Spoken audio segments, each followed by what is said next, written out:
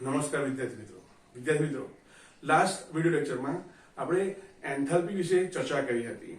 બરાબર છે. એન્થાલ્પી અને મોલ વચ્ચેનો સંબંધ પ્રસ્થાપિત કર્યો હતો.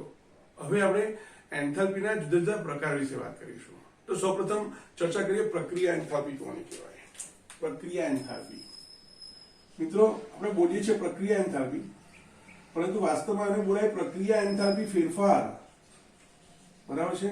અથવા શું બોલાય, ઇંગ્લિશમાં બોલાય એન્થાલ્પી ચેન્જીસ ઓફ રિએક્શન. બરાબર છે. ખરેખર એનો વર્ડ શું થાય, એન્થાલ્પી ચેન્જીસ ઓફ રિએક્શન્સ. આનો શું થયો, કોઈ પણ રાસાયણિક પ્રક્રિયા થતી હોય તે દરમિયાન કાં તો ઉષ્મા અથવા ઉર્જા કહીએ તો એ ઉર્જા અથવા ઉષ્મા દૂર થતી હોય છે અથવા ઉષ્મા અંદર શોષાતી હોય છે, એટલે કે ઉષ્માનો ફેરફાર થતો હોય છે. તો આપણે વ્યાખ્યા લખી શકીએ સીધી જ, તો કે કહી શકાય કે કોઈ પણ રાસાયણિક પ્રક્રિયા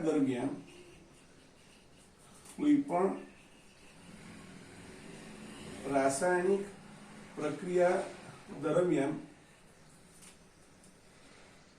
થતા ઉષ્મા ફેરફારને અથવા શું બોલાય, એન્થાલ્પી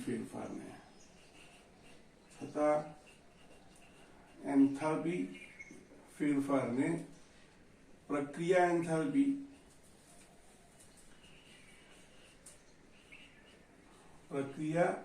એન્થાલ્પી કહે છે. મિત્રો અહીંયા એન્થાલ્પી માટે H બરાબર છે, ચેન્જ માટે ડેલ્ટા અને રિએક્શન માટે R બરાબર છે. તો કહી શકાય કે તેને ડેલ્ટા RH વડે દર્શાવાય છે.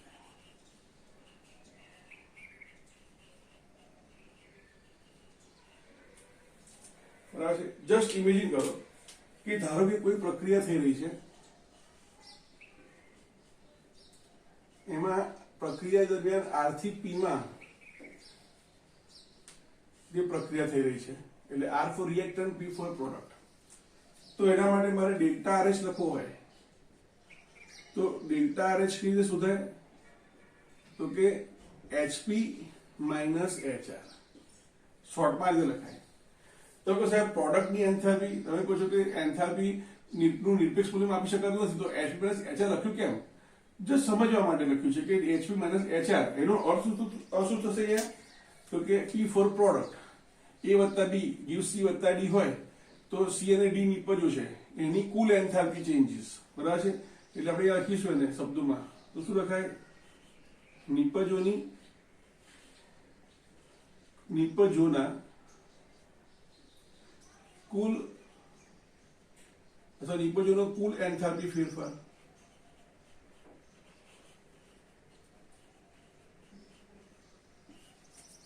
માઇનસ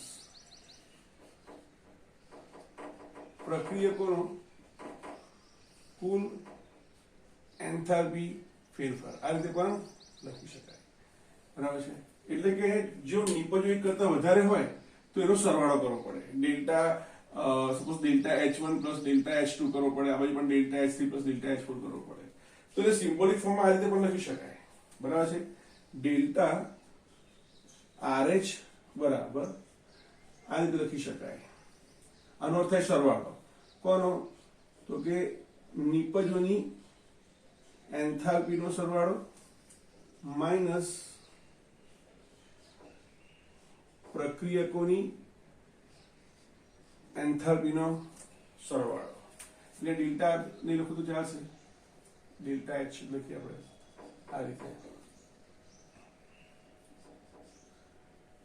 મિત્રો અહીંયા આ જે આપણે સિગ્મા બનાવ્યો, આને સિગ્મા કહેવાય અથવા સમેશન કહેવાય. બરાબર છે.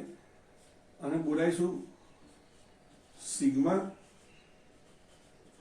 અથવા ગુજરાતીમાં લખો અને બોલાઈશું તો કે સિગ્મા અથવા બોલાય સમેશન.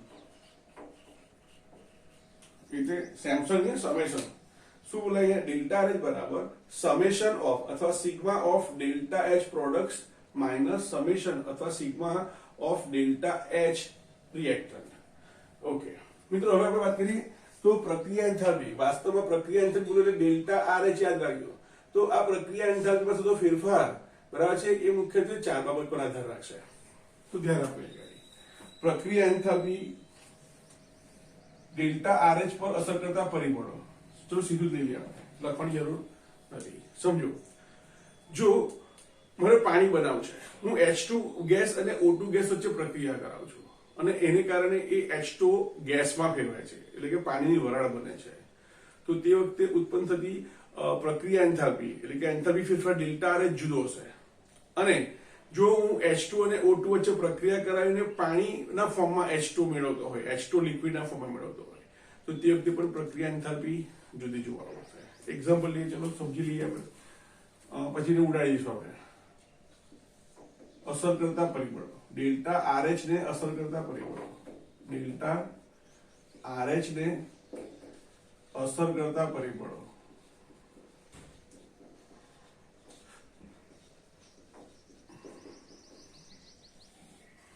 નંબર 1 પ્રક્રિયક અને નિપજની ભૌતિક સ્થિતિ.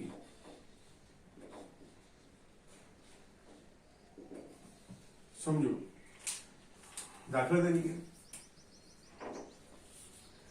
H2 ગેસ અને O2 ગેસ વચ્ચે પ્રક્રિયા થઈને જો H2O ગેસિયસ ફોર્મમાં મળે અથવા જો H2O લિક્વિડ ફોર્મમાં મળે, તો તે વખતે આપણને જે પ્રક્રિયા એન્થાલ્પી મળશે ડેલ્ટા આરએચ, એ ધારો કે આ -60 કિલો જૂલ છે સપોઝ એક મોલ માટે, તો આ -70 જોવા મળશે. તો પ્રક્રિયા એન્થાલ્પીનું મૂલ્ય કેવું થઈ ગયું? જુદું જુદું થઈ ગયું, બરાબર છે. જો H2 અને O2 વચ્ચે પ્રક્રિયા થઈને એ ગેસિયસ ફોર્મમાં વરાળના સ્વરૂપમાં મળે ત્યારે ડેલ્ટા આરએચ નું મૂલ્ય -60 કિલો જૂલ છે. અને જો એ પ્રવાહી અવસ્થા મળે છે ત્યારે તે -70 કિલો જૂલ જોવા મળે છે. એટલે કે બંનેના એન્થાલ્પી ફેરફાર બને છે તો H2O જ, પણ ભૌતિક સ્થિતિ અલગ અલગ છે, તો ડેલ્ટા આરએચ જુદો જુદો પડે છે. આવું કેમ થયું? જસ્ટ ઇમેજિન કરો, અહીંયા H2O ના અણુઓ છે એ વાયુ સ્વરૂપમાં છે, એટલે દૂર દૂર છે, અને અહીંયા લિક્વિડ ફોર્મમાં છે. તો વાયુમાંથી લિક્વિડ ફોર્મમાં ક્યારે આવે? તો કે તેમની વચ્ચેની ગતિ ઉર્જા ઓછી થાય ત્યારે. ગતિ ઉર્જા ક્યારે ઓછી થાય? તો કે એમની ઉષ્મા ઉર્જા દૂર થાય ત્યારે, બરાબર છે. તો ઉષ્મા મુક્ત કરે એટલે ઠંડી કરવી પડે, તો ઉષ્મા મુક્ત થાય એટલે કે -60 માંથી અહીંયા -70 છે, એ દર્શાવે છે કે એક મોલ દીઠ 10 કિલો જૂલ ઉષ્મા એ મુક્ત કરે છે. આમ ડેલ્ટા આરએચ એ પ્રક્રિયક અને નિપજની ભૌતિક સ્થિતિ પર આધાર રાખે છે. બીજા નંબરે જોઈએ આપણે મિત્રો, તો અપર રૂપ પ્રક્રિયક અને નિપજ, એટલે સીધું લખી દઈએ આપણે, પ્રક્રિયક અને નિપજના અપર રૂપ પર આધાર રાખશે. કેવી રીતે? તો કે જસ્ટ ઇમેજિન કરો કે કાર્બન સોલિડ વત્તા O2 એટલે કાર્બનને સળગાવું છું, અને કાર્બનને સળગાવું છું ત્યારે એમાંથી સંપૂર્ણ દહન થાય છે ત્યારે કાર્બન ડાયોક્સાઇડ મળે છે. હવે ધ્યાન આપજો, કાર્બનના ઘણા બધા અપરૂપ છે, તો કે લાકડું છે, બરાબર છે, હીરો છે, ગ્રેફાઇટ છે, બરાબર છે. તો આપણે જસ્ટ ઇમેજિન કરો કે ધારો કે હું હીરો લઉં છું, તો જ્યારે હીરામાંથી આપણે શોર્ટમાં લખીએ જગ્યાના ભાવે, અહીંયા લખી દઈએ આપણે. જો હું કાર્બન તરીકે હીરો લઉં છું અને એનું હું દહન કરું છું ત્યારે કાર્બન ડાયોક્સાઇડ બને છે. તે વખતે ધારો કે મને ડેલ્ટા RH1 મળે છે, અને હું ધારો કે ગ્રેફાઇટ લઉં છું અને એનું દહન કરું છું, તો તે વખતે પણ CO2 જ મળે છે. પ્રક્રિયાની આ છે, પણ એ વખતે જે ડેલ્ટા RH2 મળશે એ કેવો હશે? આ બંને એક સરખા હશે નહીં, બરાબર છે. આમ પ્રક્રિયા એન્થાલ્પી એ પ્રક્રિયકોના અપર ઉપર પણ આધાર રાખશે. નંબર 3 તો કે પ્રક્રિયા દરમિયાન પ્રક્રિયકોને જે દ્રાવણમાં ઓગાળવામાં આવેલા છે, એટલે કે જે દ્રાવકમાં દ્રાવ્ય કરેલા છે, એ દ્રાવકની સ્થિતિ પર પણ આધાર રાખશે, એ દ્રાવક પર આધાર રાખશે, બરાબર છે. તો લખી દઈએ કે જેમાં દ્રાવ્ય કરે છે તે દ્રાવક પર પણ આધાર રાખશે. નંબર 4 અને 5 તાપમાન અને દબાણ. મિત્રો તાપમાન અને દબાણ જુદા જુદા હોય તો પણ આપણને નિપજ કેવી મળે? આ નિપજ તો જ મળે, પરંતુ એ દરમિયાન થતો એન્થાલ્પી ફેરફાર કેવો હશે? જુદો જુદો હશે. બરાબર છે. તો તમે ઇમેજિન કરો કે ધારો કે હું H2 ને O2 વચ્ચે પ્રક્રિયા કરીને H2O લિક્વિડ બનાવતો હોઉં તો મારા માટે એન્થાલ્પી ફેરફાર કઈક અલગ આવશે. અને બીજો વ્યક્તિ છે એક જ લેબોરેટરીની અંદર હું H2 અને O2 માંથી H2 લિક્વિડ બનાવું છું અને બીજો છે H2 ગેસિયસ ફોર્મમાં બનાવે છે, તો બંને માટે ડેલ્ટા RH કેવું હશે? જુદું જુદું હશે. બરાબર છે. તે જ રીતે ધારો કે તમે સમુદ્રની સપાટીની નજીક એના લેવલ પર આવેલી કોઈ લેબોરેટરીમાં તમે પ્રેક્ટિકલ કરી રહ્યા છો લેબોરેટરીની અંદર, તો તે વખતે ડેલ્ટા RH નું મૂલ્ય જુદું આવશે. તમે કોઈ ઊંચાઈ પર જઈને તમે જ્યારે આ જ પ્રક્રિયા કરશો આટલા જ જથ્થો લઈને, તો એક દિવસ પ્રક્રિયા અંતરનું મૂલ્ય જુદું આવશે. કેમ? તો કે દબાણ જુદું જુદું છે. ઊંચાઈ પર દબાણ અલગ છે. જો તમે ઊંડાઈમાં જાઓ તો તે વખતે પણ ધારો કે કોઈ ખીણમાં લેબોરેટરી બનાવેલી છે, બરાબર છે, ભૂગર્ભમાં લેબોરેટરી બનાવેલી છે 1 કિલોમીટર ઊંડે દાખલા તરીકે, તો ત્યાં પણ રિઝલ્ટ અલગ આવશે, કારણ કે ત્યાં દબાણ કેવું હશે? વધારે છે. સમુદ્રની સપાટી પર દબાણ એક છે એટલે ત્યાં પણ અલગ આવશે. તે જ પ્રકારે કોઈ ઠંડા વિસ્તારમાં પ્રક્રિયા કરો, કોઈ મોડરેટ ટેમ્પરેચર ધરાવતા વિસ્તારમાં પ્રક્રિયા કરો અને કોઈ ઊંચું તાપમાન ધરાવતા વિસ્તારમાં જઈને પ્રક્રિયા કરશો તો પણ પ્રક્રિયા એન્થાલ્પીનું મૂલ્ય કેવું હશે? જુદું જુદું આવશે. બરાબર છે. જુદા જુદા અપરૂપો હશે તો પણ ડેલ્ટા RH નું મૂલ્ય જુદું જુદું આવશે. આમ એક જ પ્રક્રિયા જુદી જુદી પરિસ્થિતિમાં કરવામાં આવશે તો પ્રક્રિયા એન્થાલ્પીના મૂલ્ય પણ કેવા આવશે? જુદા જુદા આવશે. આથી વૈજ્ઞાનિકોએ શું કર્યું? એક એવી પરફેક્ટ કન્ડિશન નક્કી કરી, સ્ટાન્ડર્ડ કન્ડિશન નક્કી કરી કે જે કન્ડિશન ઉપર કોઈ પણ વિસ્તારમાં કોઈ પણ જગ્યાએ જઈને જ્યારે પ્રક્રિયા કરવામાં આવે તો તે વખતે એન્થાલ્પી ફેરફાર કેવો મળે?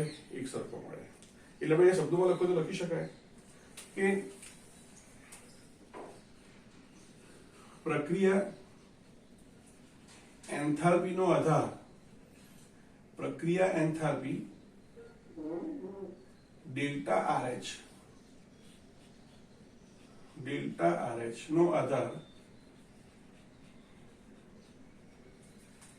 પ્રક્રિયા કઈ પરિસ્થિતિમાં થાય છે તેની પર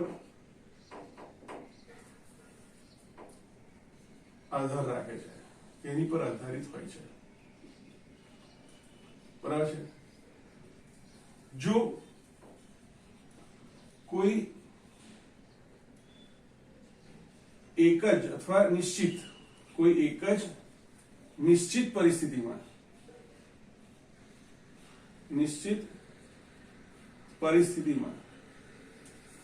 પ્રક્રિયા કરવામાં આવે તો પ્રક્રિયા એન્થાલ્પીનું મૂલ્ય કેવું મળશે? અચળ જોવા મળશે અથવા એક સૂત્રતા જોવા મળશે. ડેલ્ટા RH નું મૂલ્ય એક સરખું જોવા મળશે. તો વૈજ્ઞાનિકોએ શું નક્કી કર્યું? એક સ્ટાન્ડર્ડ કન્ડિશન નક્કી કરી. પ્રમાણિત સ્થિતિ, ઇંગ્લિશમાં લખાય સ્ટાન્ડર્ડ કન્ડિશન. તો સામાન્ય રીતે તાપમાન અને દબાણ અચળ રાખવા પડે. બરાબર છે. તેમ કહી શકાય કે 25 ડિગ્રી સેલ્સિયસ તાપમાન અથવા 298 કેલ્વિન તાપમાન અને એક વાતાવરણ અથવા એક બાર અથવા બંને વચ્ચે બહુ નાનો ડિફરન્સ છે. બરાબર છે. એટલે એક વાતાવરણ અથવા એક બાર દબાણ ને પ્રમાણિત સ્થિતિ તરીકે ઓળખવામાં આવે છે. તો મિત્રો પ્રમાણિત સ્થિતિ તાપમાન દબાણની વાત થઈ ગઈ. હવે વાત આવે ખાસ અપરૂપની વાત આવે, એટલે અપરૂપ અને ભૌતિક સ્થિતિની વાત આવે. મિત્રો તો અપરૂપ બદલાય છે તો પણ ડેલ્ટા RH બદલાય છે. પ્રક્રિયા નિપજની ભૌતિક સ્થિતિ જુદી જુદી હોય તો પણ તો કે ડેલ્ટા RH જુદું જુદું મળે છે. તો એને શું કરે? આને પણ મારે સ્ટાન્ડર્ડ કરવું પડશે. તો શું કહે છે? ધ્યાન આપો. પ્રમાણિત સ્વરૂપ, પ્રમાણિત સ્વરૂપ અથવા પ્રમાણિત રૂપ પણ બોલાય. તો પ્રમાણિત સ્વરૂપનો અર્થ શું થયો? પ્રમાણિત સ્થિતિએ એટલે કે 25 ડિગ્રી સેલ્સિયસ તાપમાન અથવા 298 કેલ્વિન તાપમાન કે એક વાતાવરણ અથવા એક બાર દબાણે જ્યારે કોઈ પણ પદાર્થ, ચાહે તત્વ હોય ચાહે સંયોજન હોય, તેની ઘન, પ્રવાહી અને વાયુ પૈકીને જે સ્થિતિ, જે અવસ્થા સૌથી વધારે સ્થાયી હોય, ક્યારે? એક બાર દબાણે અને 25 ડિગ્રી સેલ્સિયસ તાપમાને જે સ્વરૂપ સ્થાયી હોય, બરાબર છે, દ્રવ્યનું, તેને એનું પ્રમાણિત સ્વરૂપ કહેવાય. તો મિત્રો વ્યાખ્યા સ્વરૂપમાં લખીએ આપણે. પ્રમાણિત સ્વરૂપમાં શું થયું? તો કે સામાન્ય રીતે અહીંયાથી લખીશું આપણે પ્રમાણિત સ્થિતિએ એટલે કે એક બાર દબાણ અને 25 ડિગ્રી સેલ્સિયસ તાપમાને તત્વ અથવા સંયોજન નું જે સ્વરૂપ, તત્વ અથવા સંયોજન નું ઘન, પ્રવાહી કે વાયુ પૈકી જે સ્વરૂપ વધુ સ્થાયી હોય તેને તે પદાર્થનું શું કહેવાય?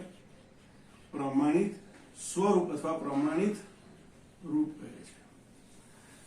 મિત્રો બીજું પણ એક સેન્ટેન્સ ખાસ યાદ રાખજો. શું?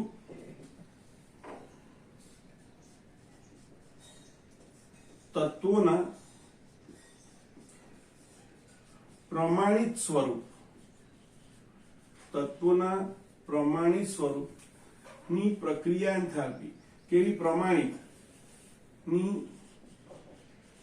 પ્રમાણિત પ્રક્રિયા એન્થાલ્પી શૂન્ય સ્વીકારવામાં આવેલી છે. શૂન્ય સ્વીકારવામાં આવેલી છે. મિત્રો હવે પ્રક્રિયા પ્રમાણિત સ્થિતિમાં થતી હોય અથવા અન્ય કોઈ કન્ડિશનમાં થતી હોય, આપણને ખબર કેવી રીતે પડે? બરાબર છે. તો યાદ રાખો મિત્રો, પ્રમાણિત સ્થિતિમાં જ્યારે પ્રક્રિયા થતી હોય તો તેને હું અહીંયા લખી દઉં છું, તેને ડેલ્ટા આર એચ નોટ તરીકે ઓળખવામાં આવે છે.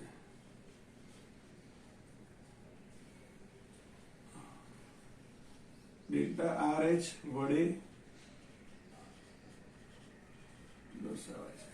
ડેલ્ટા આર એચ અને નોટ બોલાય, જીરો કરીને સેજ લીટી કરવાની. ડેલ્ટા આર એચ ડોટ વડે દર્શાવાય. મિત્રો અહીંયા આગળ શું કહે છે? તત્વોના પ્રમાણિત સ્વરૂપની પ્રમાણિત પ્રક્રિયા એન્થાલ્પીનું મૂલ્ય શૂન્ય સ્વીકારવામાં આવ્યું છે. તત્વો ઘન, પ્રવાહી અને વાયુ પૈકી ઘન, પ્રવાહી અને વાયુ સ્વરૂપે જોવા મળે. બરાબર છે. દાખલા તરીકે હું ઓક્સિજનની વાત કરું તો ઓક્સિજન તો કે સામાન્ય રીતે O2 ના સ્વરૂપ, ઓક્સિજન ક્યારે એકલ પરમાણુ સ્વરૂપે જોવા મળે નહીં, એ હંમેશા O2 સ્વરૂપે જ જોવા મળે. બરાબર છે. તો જેટલા વાયુઓ છે, બરાબર છે, O2 છે, સપોઝ Cl2 છે, F2 છે, બરાબર છે, N2 છે, H2 છે, આ બધા વાયુઓ છે એને પ્રમાણિત સ્વરૂપ તરીકે સ્વીકારવામાં આવેલા છે. બરાબર છે. પરંતુ હિલિયમ છે, નિયોન છે, આર્ગોન, ક્રિપ્ટોન, ઝેનોન, રેડોન છે, બધા એકલ પરમાણુ સ્વરૂપે જોવા મળે છે. તો 25 ડિગ્રી સેલ્સિયસ તાપમાન અને એક બાર દબાણે તો કે ઓક્સિજન, હાઇડ્રોજન, નાઇટ્રોજન બધા દ્વિપરમાણુ અણુ સ્વરૂપે જોવા મળે છે. તો તેમની પ્રમાણિત એન્થાલ્પી કેટલી લેવાની? 0 લેવાની. બરાબર છે. પણ આયોડિનની વાત કરીએ તો આયોડિન છે એ I2 છે પણ એ ઘન સ્વરૂપમાં છે. તો આયોડિન જો ઘન સ્વરૂપમાં હોય તો તેની પ્રમાણિત એન્થાલ્પી કેટલી લેવાની? 0 લેવાની. જો બ્રોમિનની વાત હોય અથવા મર્ક્યુરીની વાત હોય તો એ પ્રવાહી સ્થિતિમાં હોય, કારણ કે 25 ડિગ્રી સેલ્સિયસ તાપમાન અને એક બાર દબાણે તે કેવી હશે? પ્રમાણિત તો કે પ્રવાહી સ્વરૂપમાં હશે. તો પ્રવાહી સ્વરૂપ માટે તેની એન્થાલ્પી કેવી લેવાની? તો કે શૂન્ય લેવાની. તો અહીંયા જસ્ટ લખીશું આપણે. તમને અહીંયા દેખાતું નહીં હોય તો જસ્ટ સાંભળો અને છેલ્લે તમને દર્શાવી દઈશ. તમારે ફક્ત યાદ રાખવાનું છે અને જસ્ટ નોટમાં ઉતારવાનું છે. બરાબર છે. તો તમે ધ્યાન આપો. તો સામાન્ય રીતે H2 N2 એક કામ કરીએ,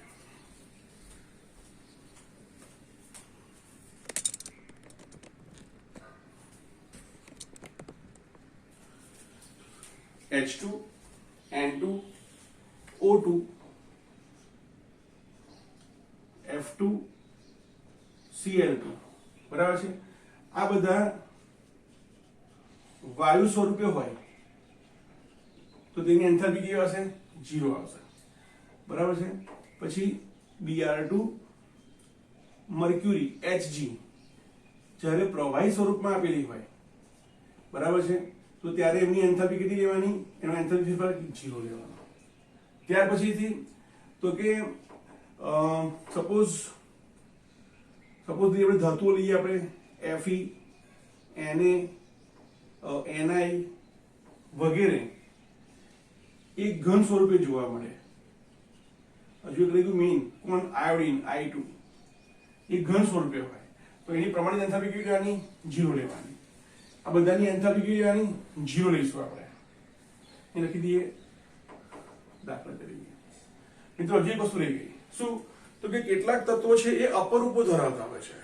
કાર્બનના તો કે સ્ફટિકમય અસ્ફટિકમય અપરૂપો છે બરાબર છે।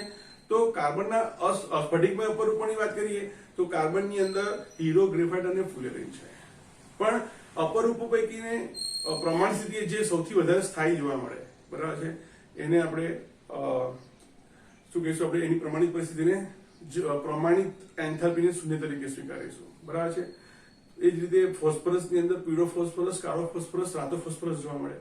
એમાં પીળા ફોસ્ફરસની પ્રમાણિત એન્થાલ્પીને શૂન્ય તરીકે સ્વીકારવામાં આવેલી છે બરાબર છે।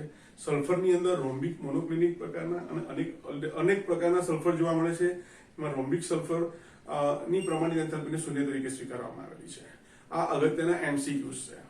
તો અહીંયા આપણે લખીએ કે પ્રમાણિત સ્થિતિએ જે અપરૂપ સ્થાયી જોવા મળે છે અથવા સ્થાયી નો શું વિપુલ પ્રમાણમાં જોવા મળે છે બરાબર છે તેની પ્રમાણિત એન્થાલ્પી શૂન્ય સ્વીકારવામાં આવે છે। તેની પ્રમાણિત એન્થાલ્પી શૂન્ય સ્વીકારવામાં આવેલી છે।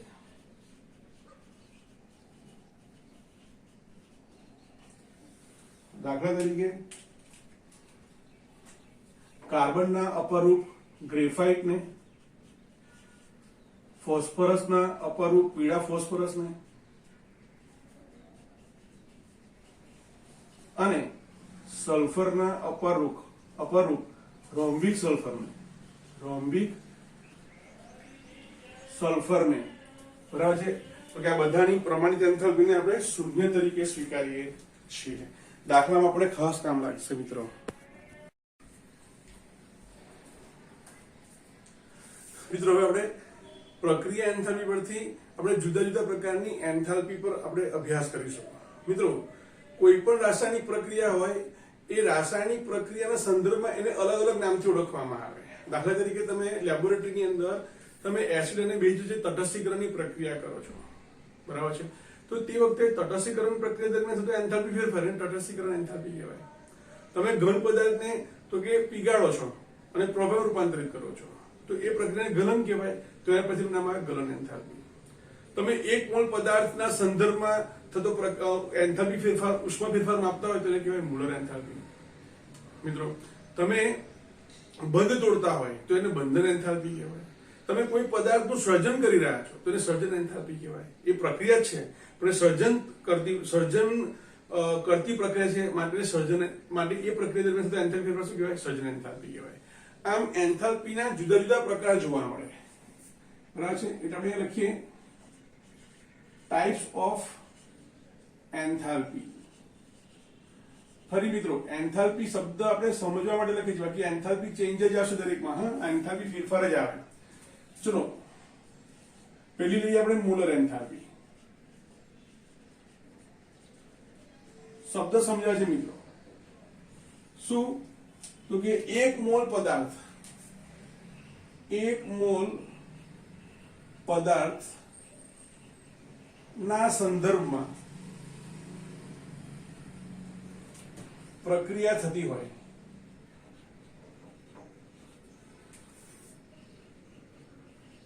તે દરમિયાન થતો એન્થાલ્પી ફેરફાર અથવા શું લખી શકાય, અથવા લખી શકાય કે પ્રક્રિયા એન્થાલ્પી, કારણ કે પ્રક્રિયા તો છે જ, તો તે વખતે જોવા મળતી પ્રક્રિયા એન્થાલ્પી, બરાબર છે, બરાબર, એને શું કહેવાય, મોલર એન્થાલ્પી કહેવાય.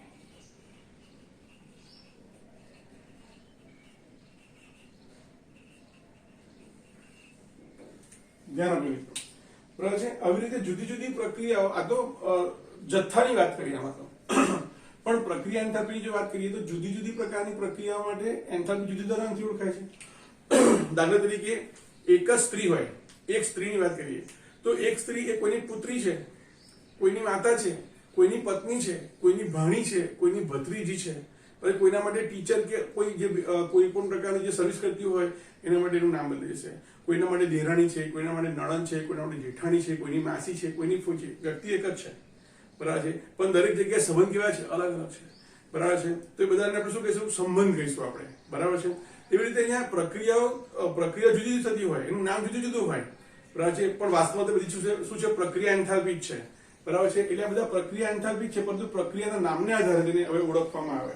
દાખલા તરીકે તમે અહીંયા જુઓ, ઘન પદાર્થનું પ્રવાહમાં રૂપાંતર કરું, પ્રવાહીમાંથી વાયુમાં રૂપાંતર કરું, વાયુમાંથી પ્રવાહીમાં રૂપાંતર કરું, પ્રવાહીમાંથી ઘનમાં રૂપાંતર કરું. આ દરેક પ્રક્રિયાઓ એટલે કે અહીંયા દ્રવ્યની કલા, દ્રવ્યની અવસ્થા, દ્રવ્યની ફેઝ બદલાય છે, બરાબર છે. તો ઘનમાંથી પ્રવાહીમાં રૂપાંતર થતું હોય, બરાબર છે, તો એને શું કહીએ આપણે, ગલન કહીએ. તો તે વખતે તે પ્રક્રિયા એન્થાલ્પી આપણે શું કહીશું, ગલન એન્થાલ્પી કહીશું. એને આપણે પછી જોઈએ આપણે, એટલે અહીંયા ધ્યાન આપો, લિસ્ટ બનાવીએ આપણે કે કયા કયા પ્રકારની આપણે મોલર એન્થાલ્પી જોવાની છે, બરાબર છે. નંબર 2, કોઈ પદાર્થનું સર્જન થઈ રહ્યું છે, હું H2 અને O2 માંથી H2 બનાવી રહ્યો છું, બરાબર છે. તો એને શું કહેવાય, સર્જન પ્રક્રિયા કહેવાય. એટલે એની પરથી નામ આવે એનું સર્જન એન્થાલ્પી, બરાબર છે. પણ પ્રમાણિત પરિસ્થિતિમાં થતી હોય તો એને પ્રમાણિત સર્જન એન્થાલ્પી કહેવાય. મિત્રો એ પછી લખીએ આપણે. નંબર 3, હું કોઈ પદાર્થનું દહન કરી રહ્યો છું, તો તે વખતે દહન પ્રક્રિયા થઈ કહેવાય. તો તે દરમિયાન થતો ફેરફાર એને શું કહેવાય, દહન એન્થાલ્પી કહેવાય. ધારો કે અહીંયા આપણે મેં લખવાનું રહી ગયું આપણે શું, તો કે ધારો કે કોઈ દ્રવ્ય પોતાની કલા બદલતું હોય તો તે વખતે એને શું કહેવાય, કલા રૂપાંતરણ એન્થાલ્પી કહેવાય. કલા રૂપાંતરણ એન્થાલ્પી કહેવાય, બરાબર છે. નંબર 5, ધારો કે તમે કોઈ તટસ્થીકરણ, એસિડ અને બેઝ વચ્ચે પ્રક્રિયા કરી રહ્યા છો, તટસ્થીકરણ, તો તે વખતે થતો પ્રક્રિયા એન્થાલ્પી અથવા ઉષ્મા ફેરફાર એને શું કહેવાય, તટસ્થીકરણ એન્થાલ્પી કહેવાય. તમે કોઈ પદાર્થને દ્રાવકમાં ઉમેરો છો અને દ્રાવણ બનાવો છો, તે દરમિયાન તે ઉષ્મા શોષે છે અથવા ઉષ્મા મુક્ત કરે છે, બરાબર. બેમાંથી કોઈ ઘટના થાય તો એને શું કહેવાય, દ્રાવણ એન્થાલ્પી કહેવાય. હવે ધ્યાન આપજો, આ જે દ્રાવણ એન્થાલ્પી છે, બરાબર છે, હવે એની અંદર હું એની સાંદ્રતામાં ઘટાડો કરું પાણી નાખીને, તો તે વખતે જે એન્થાલ્પી જોવા મળે એને શું કહેવાય, એની બંધન એન્થાલ્પી કહેવાય. સૌથી પહેલા તો હું કોઈ પદાર્થને પાણીમાં નાખું, બરાબર છે, તો તે વખતે પાણીમાં શું થશે, તો કે આયનોમાં ફેરવાશે, બરાબર છે. તે વખતે જોવા મળતી એન્થાલ્પી, બરાબર. તો આપણે એને કહીશું હાઇડ્રેશન એન્થાલ્પી. એટલે ગુજરાતીમાં લખીએ તો શું લખાય ને, જલીયકરણ એન્થાલ્પી, જલીયકરણ એન્થાલ્પી, બરાબર છે. જો હું આયનોને ભેગા કરીને સ્ફટિકીકરણ કરતો હોય તો એને સ્ફટિકીકરણ એન્થાલ્પી, અથવા એને શું કહેવાય, લેટાઇસ એન્થાલ્પી કહેવાય. મિત્રો તમે કોઈ પદાર્થને પાણીમાં નાખો છો અથવા તમે જ્યારે એને ગરમ કરો છો ત્યારે એમાં રહેલા બંધ તૂટે છે, બરાબર છે, તો એને શું કહેવાય, બંધન એન્થાલ્પી અથવા બંધ વિયોજન એન્થાલ્પી કહેવાય, બરાબર છે. હવે ધારો કે મારી પાસે મેટલ છે, સોડિયમ છે, અને સોડિયમને હું વેપર ફોર્મમાં લાવું છું, બાષ્પ સ્વરૂપમાં એને ફેરવું છું, છૂટા પાડું છું પરમાણુઓને, તો એને પરમાણ્વીય એન્થાલ્પી કહેવાય. પરમાણ્વીયકરણ, પરમાણ્વીયકરણ, પરમાણ્વીયકરણ એન્થાલ્પી કહીશું આપણે એને, બરાબર છે. આમ આપણે આ ચેપ્ટરમાં જુદા જુદા પ્રકારની એન્થાલ્પીનો આપણે અભ્યાસ કરવાનો છે. શરૂઆત કરીએ કલા રૂપાંતરણ એન્થાલ્પીથી. હવે મિત્રો ધ્યાન રાખજો, અહીંયા આ બધી પ્રક્રિયા જો પ્રમાણિત સ્થિતિમાં થતી હોય, આ બધી જ પ્રક્રિયા જો પ્રમાણિત સ્થિતિમાં થતી હોય, આ બધી જ એન્થાલ્પી જો પ્રક્રિયા પ્રમાણિત સ્થિતિમાં થતી હોય, પ્રમાણિત સ્થિતિમાં થાય, બરાબર છે, તો તેને શું કહેવાય, તો તે પ્રમાણિત એન્થાલ્પી તરીકે ઓળખાય. બરાબર છે. પ્રમાણિત સર્જન એન્થાલ્પી, પ્રમાણિત દહન એન્થાલ્પી, પ્રમાણિત તટસ્થીકરણ એન્થાલ્પી, પ્રમાણિત દ્રાવણ એન્થાલ્પી વગેરે વગેરે. બરાબર છે. તો આ બધી જ પ્રક્રિયાઓ જો પ્રમાણિત સ્થિતિમાં થતી હોય તો તે વખતે જે એન્થાલ્પી ફેરફાર મળે એને આપણે શું કહીશું? પ્રમાણિત જે તે પ્રકારની પ્રક્રિયા એન્થાલ્પી તરીકે ઓળખાય. સારું, શરૂઆત કરીએ આપણે કલા રૂપાંતરણ એન્થાલ્પી. તો ધ્યાન આપો, અંગ્રેજીમાં શું કહેવાય? Standard enthalpy of phase transformation. મિત્રો, જ્યારે દ્રવ્ય પોતાની અવસ્થા બદલતું હોય, બરાબર છે, દ્રવ્યની અવસ્થાઓ, બરાબર છે, એને આપણે અહીંયા કલા તરીકે ઓળખીએ છીએ. ઘન સ્ટેટ, ઘન અવસ્થા એને ઘન કલા કહેવાય. પ્રવાહી અવસ્થા એને પ્રવાહી કલા કહેવાય અને વાયુ અવસ્થા એને વાયુ કલા તરીકે ઓળખવામાં આવે છે. બરાબર છે. તો આ સોલિડ ફેઝ છે, સોલિડ કલા છે, આ પ્રવાહી કલા છે, આ ગેસ કલા છે, વાયુમય કલા છે. તો મિત્રો, જ્યારે તમે સોલિડને ગરમ કરો છો ત્યારે લિક્વિડમાં રૂપાંતર થાય છે, પ્રવાહીમાં રૂપાંતર થાય છે. બરાબર છે. એને શું કહેવાય? ગલન કહેવાય. અંગ્રેજીમાં એને શું કહેવાય? ફ્યુઝન કહેવાય. પ્રવાહીમાંથી તમે જ્યારે એને વાયુમાં રૂપાંતર કરો છો એને કહેવાય વેપરાઇઝેશન. વેપરાઇઝેશન ગુજરાતીમાં આપણે કહીએ બાષ્પન અથવા બાષ્પાયન. બાષ્પાયન લખવાનું વધારે પડે એટલે આપણે બાષ્પન તરીકે. જો હું વાયુને ઠંડો કરું તો એ પ્રવાહીમાં રૂપાંતર થાય. તમે અહીંયા જુઓ, સોલિડમાંથી લિક્વિડમાં ફેરવવો હોય કે લિક્વિડમાંથી મારે પદાર્થને ગેસમાં રૂપાંતરિત કરવો હોય તો તેને મારે ઉષ્મા આપવી પડશે. એટલે ઉપરની પ્રક્રિયા કઈ છે? ઉષ્મા શોષક પ્રક્રિયા છે. મારે ઉષ્મા આપવી પડશે. પણ તમે જો એની રિવર્સ પ્રોસેસની વાત કરીએ તો વાયુ છે એની ગતિ ઉર્જા વધારે છે, તો મારે એની ગતિ ઉર્જામાં રહેલી ઉષ્મા ઉર્જાને ઘટાડવી પડે. એટલે ઉષ્મા ક્ષિપક પ્રક્રિયા થઈ જશે. વાયુ ઉષ્મા ગુમાવે, ઠંડો થાય તો એ પ્રવાહ રૂપાંતર થાય. બરાબર છે. અહીંયા વાયુના અણુઓ ભેગા થાય છે માટે એને અંગ્રેજીમાં શું કહેવાય? કન્ડન્સેશન કહેવાય. કન્ડન્સેશન કહેવાય. ગુજરાતીમાં આપણે એને શું કહીએ? સંઘનન કહીએ. બરાબર છે. તે જ રીતે પ્રવાહી જ્યારે ઘનમાં ફેરવાય છે ત્યારે આપણે એને ઠારણ કહીએ છીએ. ઠારણ પ્રક્રિયા. અંગ્રેજીમાં આપણે શું કહીએ? ફ્રીઝિંગ પ્રક્રિયા કહીશું. બરાબર છે. તો યાદ રાખો મિત્રો, અહીંયા તમે શબ્દ જુઓ, પ્રમાણિત ગલન એન્થાલ્પી અથવા મોલર ગલન એન્થાલ્પી. બરાબર છે. સામાન્ય રીતે એન્થાલ્પીને આપણે વિશિષ્ટ ગુણધર્મો ફેરવવા માટે આપણે એક મોલ પદાર્થની પ્રક્રિયા કરીએ છીએ. માટે આપણે એને મોલર, પ્રમાણિત મોલર ગલન એન્થાલ્પી પણ બોલાય અથવા ફક્ત પ્રમાણિત ગલન એન્થાલ્પી બોલો, એ પ્રતિ મોલર જોવા મળે. તો વ્યાખ્યા રીતે અપાય તો કે એક મોલ ઘન પદાર્થને તો કે એક મોલ પ્રવાહીમાં રૂપાંતરણ કરવામાં આવે તે દરમિયાન જે ઉષ્મા આપવી પડે, બરાબર છે, અથવા થતા ઉષ્મા ફેરફારને શું કહેવાય? તો કે પ્રમાણિત ગલન એન્થાલ્પી કહેવાય. તેને દર્શાવાય કેવી રીતે? તો કે ડેલ્ટા H. બરાબર છે. ધ્યાન આપજો મિત્રો, અહીંયા હું લખું છું, ધ્યાન આપજો. Delta RH note. કારણ કે આ પ્રક્રિયા એન્થાલ્પી તો છે જ, પણ હવે નામ બદલી નાખ્યું આપણે. તો હવે આપણે શું શેના વડે દર્શાવીશું? તો કે એને દર્શાવી શકાય is equal to delta F. Fusion છે ને, એટલે અહીંયા આપણે ગુજરાતીમાં લખું તો શું લખાય? ડેલ્ટા પ્રક્રિયા જગ્યાએ શબ્દ વાપરીશું ગલન. ડેલ્ટા ગલન, આ અવની દર્શાવતો ચાલશે કૌંસ. ડેલ્ટા ગલન H નોટ. પ્રમાણિત ગલન એન્થાલ્પી. બરાબર છે. જે પ્રતિ મોલ જ જોવા મળશે. મિત્રો, તો વ્યાખ્યા લખવાની જરૂર નથી, અથવા લખો તો શોર્ટમાં લખી નાખીએ કે એક મોલ ઘન પદાર્થ ને એક મોલ પ્રવાહી કલામાં રૂપાંતર કરવા માટે આપવી પડતી ઉષ્મા, બરાબર છે, એને શું કહેવાય? પ્રમાણિત ગલન એન્થાલ્પી કહેવાય. મિત્રો, એક એક્ઝામ્પલ લઈએ આપણે. દાખલા તરીકે મારી પાસે છે H2O સોલિડ. H2O સોલિડ છે, બરાબર છે. આ H2O સોલિડને હું શું કરું છું? એટલે ઉષ્મા આપું છું અને એ H2O લિક્વિડમાં ફેરવાય છે. એટલે કે બરફમાંથી પ્રવાહીમાં, એક મોલ બરફમાંથી એક મોલ પ્રવાહીમાં ફેરવાય છે. તો તેના માટે લખાશે શું? તો કે ડેલ્ટા ગલન H નોટ. હવે એનું મૂલ્ય આવે છે માઇનસ, આપણે ઉષ્મા આપીએ છે ને, એટલે પ્લસ લખાશે, પ્લસ 6.0 કિલોજૂલ પ્રતિ મોલ. પણ મિત્રો, જસ્ટ ઇમેજિન કરો કે મારી પાસે પ્રવાહી છે અને પ્રવાહીમાંથી એને ઘનમાં રૂપાંતરિત કરું છું. તો એ પ્રક્રિયા શું કહીશું? આપણે ઠારણ પ્રક્રિયા કહીશું. બરાબર છે. તો પ્રક્રિયા આપણે ઊંધી કરીએ, રિવર્સ પ્રક્રિયા કરીએ. બરાબર છે. દાખલા તરીકે ધારો કે હું પ્રક્રિયામાં શું કરું છું, પાણીને બરફમાં ફેરવું છું, H2O લિક્વિડ બરાબર છે, એને હું H2O સોલિડમાં ફેરવું છું. આ પ્રક્રિયાને હું શું કહીશ, તો કે ઠારણની પ્રક્રિયા કહીશ. અને હું શું કહીશ, ઠારણની પ્રક્રિયા કહીશ. એ દરમિયાન આ ઉષ્મા શું કરશે, મુક્ત કરશે. ઉષ્મા મુક્ત કરશે. તો કેટલી ઉષ્મા મુક્ત કરશે, જેટલી ગલનમાં વપરાય ઉષ્મા બરાબર છે, જેટલી ઉષ્માને શોષી એટલી એને પાછી આપી દેવી પડે.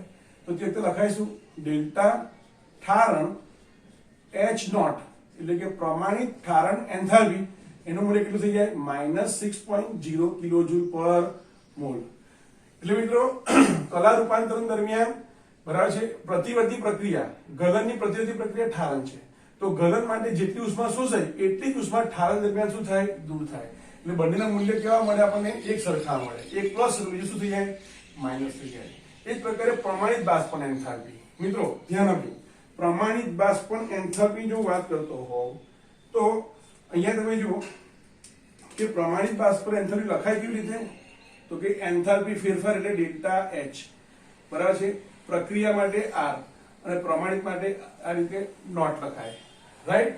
પણ હું પર્ટિક્યુલરલી આ પ્રક્રિયા એન્થાલ્પી, આ પ્રક્રિયા કઈ છે, બાષ્પન પ્રક્રિયા થઈ છે, તો એના માટે હું શું લખી શકું, ડેલ્ટા. આની જગ્યાએ લખાય વેપરાઇઝેશન, અથવા ગુજરાતીમાં લખો તો શું લખાય, બાષ્પન, H નોટ બરાબર છે. તો મિત્રો વ્યાખ્યા કરી દબાય, 1 મોલ પ્રવાહીનું 1 મોલ બાષ્પમાં રૂપાંતરણ કરવા માટે, અથવા 1 મોલ પ્રવાહી કલાને તો કે 1 મોલ અથવા સંપૂર્ણપણે વાયુ કલામાં રૂપાંતર કરવા માટે જે ઉષ્મા આપવી પડે બરાબર છે, તે ઉષ્માને અથવા તે ઉષ્મા ફેરફારને આપણે શું કહીશું, પ્રમાણિત બાષ્પન એન્થાલ્પી. એક શબ્દમાં લખો તો લખી શકાય કે એક વાક્યમાં લખો તો કેવી લખાય, 1 મોલ પ્રવાહીને અથવા પ્રવાહી કલાને તો કે સંપૂર્ણપણે બાષ્પ કલામાં રૂપાંતરણ કરવા આપવી પડતી ઉષ્મા બરાબર છે, એને કહેવાય ડેલ્ટા બાષ્પન H નોટ વડે દર્શાવાય. હવે એનું એક્ઝામ્પલ લઈએ આપણે. તો સપોઝ મારી પાસે લિક્વિડ છે, H2O લિક્વિડ છે, ધ્યાન આપજો, H2O લિક્વિડ છે. આ H2O લિક્વિડને મારે ફેરવવું છે H2O બાસ, 1 મોલ, હા 1 મોલની વાત કરીએ છીએ આપણે બરાબર છે. તો અહીંયા મારે શું કરવું પડશે, ઉષ્મા આપવી પડશે. પ્રવાહીમાંથી વાયુમાં રૂપાંતર હોય તો કઈ પ્રક્રિયા થઈ, બાષ્પની પ્રક્રિયા થઈ, એટલે લખાઈશું ડેલ્ટા RH નોટ. એટલે અહીંયા આપણે આની જગ્યાએ શું લખી શકીએ, બાષ્પન લખી શકીશું. તમે ગુજરાતીમાં લખો, અંગ્રેજીમાં લખો, ચાલે. અહીંયા અંગ્રેજીમાં લખું છું ત્યારે ડેલ્ટા વેપરાઇઝેશન H નોટ બરાબર છે. એનું મૂલ્ય ધારો કે 40.8 બરાબર છે કિલોજૂલ પ્રતિ મોલ છે. માઇનસ હશે કે પ્લસ આવશે, ઉષ્મા શોષશે ને બરાબર, લિક્વિડમાંથી ગેસીસમાં કન્વર્ટ કરવા માટે શું કરવું પડશે, ઉષ્મા આપવી પડશે. ઉષ્મા શોષાશે એટલે પ્લસ 40.8. એનાથી વિપરીત પ્રક્રિયા લઈએ, 1 મોલ વાયુ હોય અને એને મારે 1 મોલ પ્રવાહીમાં રૂપાંતરિત કરવું હોય ત્યારે કઈ પ્રક્રિયા કહેવાય, કન્ડેન્સેશન પ્રક્રિયા કહેવાય. તો H2O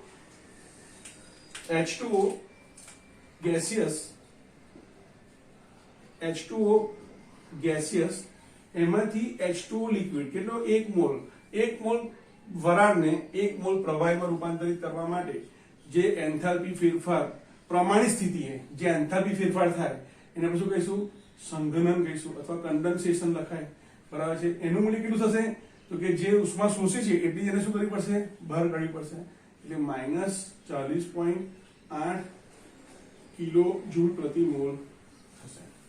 હવે વાત કરીએ મિત્રો પ્રમાણિત ઉર્ધ્વપાતન એન્થાલ્પી. ઉર્ધ્વપાતન શું થયું, તો કે જ્યારે કોઈ ઘન પદાર્થ સીધો જ્યારે વાયુમાં રૂપાંતરિત થતો હોય, ઘન પદાર્થ સીધો જ જ્યારે વાયુમાં રૂપાંતરિત થતો હોય, પ્રવાહીમાં નહીં સીધો જ વાયુમાં રૂપાંતરિત થતો હોય, એને ઉર્ધ્વપાતન કહેવાય. એને શું કહેવાય, ઉર્ધ્વપાતન કહેવાય. તો અહીંયા લખીએ આપણે કે ઘનમાંથી સીધો જ વાયુમાં રૂપાંતર થાય એને કહેવાય ઉર્ધ્વપાતન. અંગ્રેજીમાં શું કહીશું આપણે એને, સબ્લિમેશન. તમે કોઈ આવો પદાર્થ જોયો છે કે જે સીધો જ ઉર્ધ્વપાતન કરે? કપૂર, આપણે આરતીમાં જે કપૂર વાપરીએ છીએ, કેમ્ફર, તમે એને ખુલ્લું મૂકી રાખો તો એ થોડા સમયમાં શું થશે, એ તો કે સીધો જ બાષ્પમાં રૂપાંતરિત થઈ જશે બરાબર, વેપર ફોર્મમાં રૂપાંતરિત થઈ જશે, ગેસેસમાં કન્વર્ટ થશે. એ જ પ્રકારે તમારા ઘરમાં નેપ્થેલિનની ગોળી, ડામરની સફેદ રંગની ગોળી આવે છે, બરાબર છે. એ આપણે કિચનની અંદર અને અમુક જગ્યાએ આપણે એને મૂકી રાખતા હોય છે, જેથી વંદા અને અન્ય કીટકો છે, બરાબર છે, એ જંતુઓ એનાથી દૂર ભાગે, રાઈટ. તો નેપ્થેલિન પણ સીધું જ તમે મૂકો આજે તો 10, 15, 20 દિવસ તમે જોશો તો એની સાઈઝ નાની થઈ ગઈ હશે, બરાબર છે. 6 મહિના પછીથી એકદમ નાની થઈ ગઈ હશે અને વર્ષ પછી કદાચ જોવાય નહીં મળે. કેમ? તો કે નેપ્થેલિન ધીમે તો કે એ એન્થાલ્પી એ બધા વેપરના ફોર્મમાં તો કે રૂપાંતરિત થાય છે, એ લિક્વિડમાં કન્વર્ટ થતું નથી. મિત્રો, તમારા ઘરમાં ખાસ કરીને વોશરૂમની અંદર તો કે એવા કેટલાક સબસ્ટન્સ મૂકીએ છીએ આપણે, બરાબર છે, બેક્સના ફોર્મમાં જોવા મળે. તમે મૂકો ધીમે એના કારણે તો કે એ તો વિસ્તાર સુગંધિત બને, પણ એ ધીમે છે એ પણ ધીમે શું થાય છે, સીધું જ વેપર ફોર્મમાં કન્વર્ટ થઈ જતા હોય છે, બરાબર છે. તો આને ઉર્ધ્વપાતન કહેવાય. તો ઉર્ધ્વપાતનની વ્યાખ્યા રીતે શું લખાય? તો કે 1 મોલ ઘન પદાર્થ સીધો જ વાયુ કલામાં રૂપાંતરણ પામે તે દરમિયાન થતો એન્થાલ્પી ફેરફાર એને શું કહેવાય? પ્રમાણિત ઉર્ધ્વપાતન એન્થાલ્પી કહેવાય. એને દર્શાવાય કેવી રીતે? તો કે અહીંયા આપણે જગ્યા છે તો લખીએ અહીં ગાડી delta R H not is equal to ડેલ્ટાની જગ્યાએ શું લખી શકાય? સબ્લિમેશન ઉર્ધ્વપાતન એચ નોટ એન્થાલ્પી, પ્રમાણિત ઉર્ધ્વપાતન એન્થાલ્પી. ઉદાહરણ લઈએ આપણે મિત્રો. તો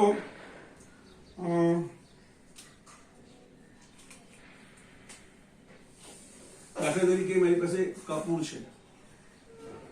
કપૂર સોલિડમાંથી સીધું જ કપૂર બાષ્પમાં રૂપાંતર થાય છે. એ પ્રકારે નેપ્થેલિન છે. નેપ્થેલિન તો કે સોલિડમાંથી સીધું જ નેપ્થેલિન ગેસમાં રૂપાંતરિત થાય છે, બરાબર છે. તો જસ્ટ અહીંયા લખજો કે ડેલ્ટા, હું ડાયરેક્ટ લખું તો ડેલ્ટા સબ્લિમેશન એચ નોટ, અહીંયા લખાશે ડેલ્ટા સબ્લિમેશન એચ નોટ. ધારો કે આનું મૂલ્ય x છે, આનું મૂલ્ય y છે. સામાન્ય રીતે મિત્રો યાદ રાખો કે જે પદાર્થની ઉર્ધ્વપાતન એન્થાલ્પીનું મૂલ્ય વધારે હોય તેનું તો કે ઉર્ધ્વપાતન ધીમે થાય.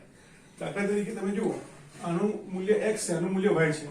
તો જે y છે એ કેવું છે? એનું મૂલ્ય વધારે જોવા મળે છે. એટલે કે નેપ્થેલિનની તમને કદાચ દેખાતું નહીં હોય તો તમે જો નેપ્થેલિન માટે ઉર્ધ્વપાતન એન્થાલ્પી જે છે એનું મૂલ્ય કેવું છે? વધારે છે. તો જેનું ઉર્ધ્વપાતન એન્થાલ્પીનું મૂલ્ય વધારે હોય એ ધીમેથી ઉર્ધ્વપાતન પામશે. બરાબર, કપૂર છે એક જ દિવસમાં ઉડી જશે, પણ નેપ્થેલિન છે એટલો જ જથ્થો નેપ્થેલિનનો રાખ્યો હોય તો એને સંપૂર્ણપણે બાષ્પમાં રૂપાંતર થવા માટે તો કે ઘણા બધા દિવસો, ઘણા બધા મહિનાની જરૂર પડશે, બરાબર છે. તો યાદ રાખો કે જેની ઉર્ધ્વપાતન એન્થાલ્પી વધારે એ ગેસિયસ સ્ટેટમાંથી ધીમેથી તો કે પ્રક્રિયા કરીને ઉર્ધ્વપાતન પામશે.